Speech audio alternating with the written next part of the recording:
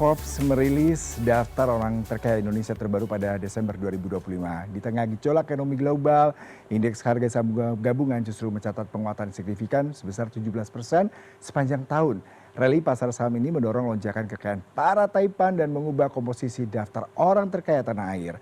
Daftar orang terkaya ini disusun berdasarkan data kepemilikan saham dan informasi keuangan yang dihimpun dari individu dan keluarga, bursa saham, laporan tahunan, serta analis keuangan. Nah, kalau bicara mengenai orang kaya selalu menarik ya, meskipun bukan uangnya kita, tapi kita punya 10 daftar orang terkaya Indonesia yang kalau data dari Forbes ini mengatakan ada kekayaan sebesar 306 miliar US dollar atau setara dengan 5.000 triliun rupiah dari 50 orang kaya, tapi hanya 10 aja yang akan kita ceritakan ya. Mereka ini seperti apa saja kekayaan mereka.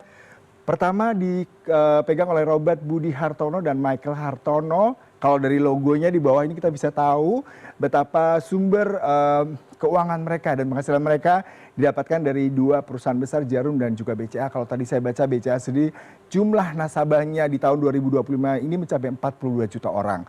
Dan Jarum sendiri Anda tahu adalah salah satu legend dari rokok yang memang memberikan kontribusi cukup besar.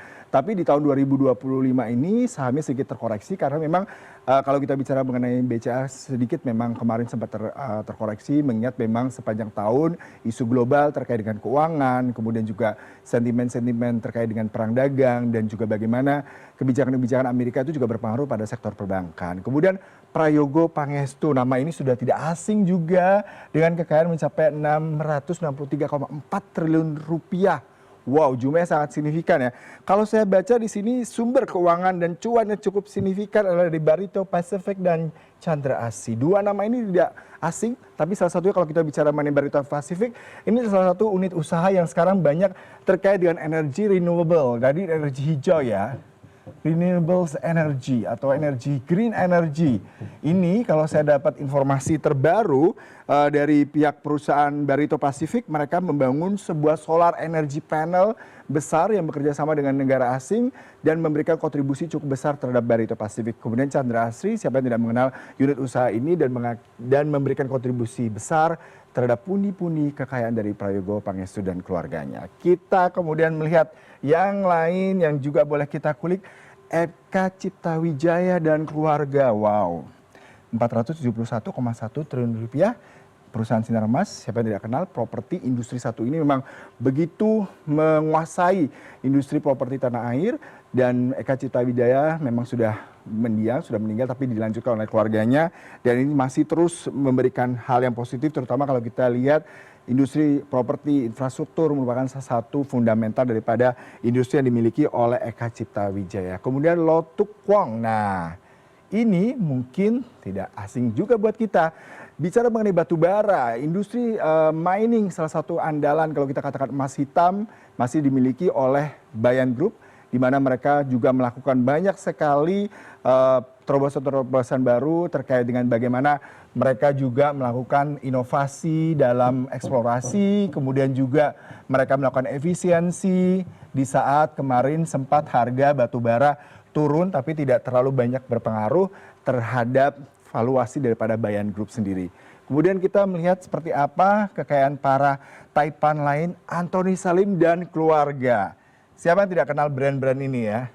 Brand-brand yang setiap hari mungkin buat anak kos selalu dikonsumsi, salah satunya mie instan yang juga menjadi sebuah brand lokal yang bahkan dijual hingga ke Afrika dan selalu diburu di sana, dan juga retail penjualan sembako kebutuhan harian yang semakin dekat dengan masyarakat sekitar dengan valuasi nilai mencapai 226,7 triliun rupiah. Dan ini merupakan salah satu bentuk di mana industri retail, industri consumer good masih menjadi salah satu hal yang menarik buat komoditi dan menghasil cuan bagi para para taipan Indonesia saat ini. Kemudian kita lihat berikutnya, Otto Toto Sugiri. Mungkin bagi kita, bagi Anda ini sedikit nama yang asing. Tapi kalau bicara mengenai DCI Industry atau Indonesia ini merupakan salah satu teknologi industri yang sangat masif pertumbuhannya, di mana kalau kita bicara sebelumnya Indonesia selalu dilihat dari sisi industri konstruksi, kemudian mining, kemudian juga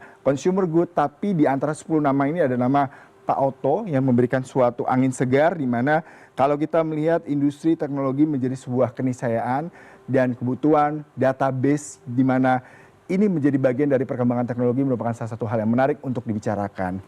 Kemudian kita akan melihat industri lain, apakah memang masih berhubungan dengan orang-orang lama, ada Dato Tahir dan keluarga.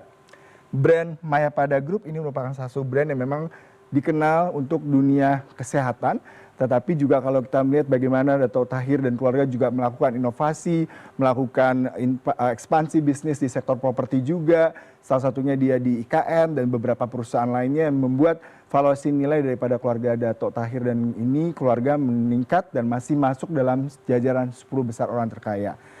Kemudian nih, nama yang baru dan sosok perempuan satu-satunya dalam 10 besar orang terkaya. Mungkin nama Marina Budiman cukup asing ya bagi kita, tapi bagi para pelaku industri, terutama kalau kita ngomong digital dan juga industri teknologi adalah hal yang sangat menarik. Karena kalau saya sedikit baca ini ya, Marina ini dan tadi kalau dengan rekannya bernama Toto Sugiri ini mendirikan PT DCI Indonesia. Ini memang kalau kita bicara teknologi industri yang tadi sebuah keniscayaan, di mana kalau bicara mengenai sahamnya ini ya, saya bacakan sedikit. Di tahun ini sahamnya itu melonjak sebesar 244.800 per saham. Tadi saya ngobrol sama produser saya, Anda untuk beli satu lot itu butuh sekitar 24 juta kalau Anda bisa mendapatkan saham di DCI. Betapa valuasi mereka cukup terdongkrak dari nilai saham yang mencapai 244.800 per saham. Kemudian juga Marina ini menguasai 22,50% saham dari DCI sendiri dan dia adalah salah satu pemegang saham terbesar dari DCI Indonesia. Selanjutnya yang menarik mungkin kita juga tidak boleh lupakan nama lain Wijono Hermanto dan Tanoko keluarga. Nah ini Tan Crops. Mungkin kita selama ini tidak terlalu kenal dengan nama beliau karena memang dia adalah sosok yang dikenal di Jawa Timur, di Surabaya. Tapi mungkin nama brand catnya cukup terkenal, Avia Paint. Nah, cat itu merupakan salah satu brand yang menjadi backbone dari perusahaan Tanscorp. Tapi dia juga menggunakan inovasi lain di bidang minuman. Salah satu minuman, kemudian juga hotel. Dan juga dia melakukan inovasi di industri properti. Nah, yang terakhir Sri Pakas Loha dari Indorama. Indorama ini salah satu perusahaan serat benang dan manufacturing yang ternyata ekspansinya cukup besar, tidak hanya di Asia tapi juga Afrika dan Eropa. Anda tidak pernah membayangkan bahwasanya sarung tangan, kemudian industri-industri serat dan juga benang dihasilkan oleh Sri Pakas Loha ini, sehingga menjadi salah satu penghasil cuan terbesar dari Indorama, di mana ekspansi bisnis mereka dari tahun 70-an, 75 hingga saat ini menjadikan Indorama salah satu backbone penghasil cuan dari Sri Pakas Loha yang menempatkan dia dalam posisi ke-10 dari 100 atau 50 orang terkaya dan 10 orang diantaranya adalah namanya dia.